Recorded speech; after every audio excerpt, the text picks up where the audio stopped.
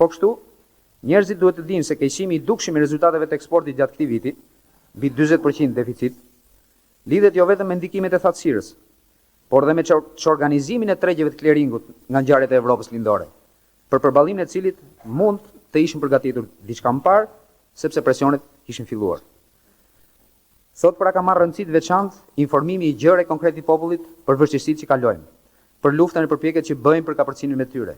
për qartësimin e perspektivave që kanë çelur reformat ekonomike e politike të ndërmarra nga partia, për bashkëpunimin me kapitalin e huaj dhe përfshirjen e vendit në procesin e integrimit evropian. Njerëzit duhet dinë për shembull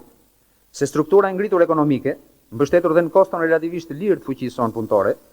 krijon pika të shumta kontakti për veprimtari të përbashkët e të frytshme me kapitalin e huaj, sidomos në drejtimet prioritare që përmban programi ekonomik i partisë.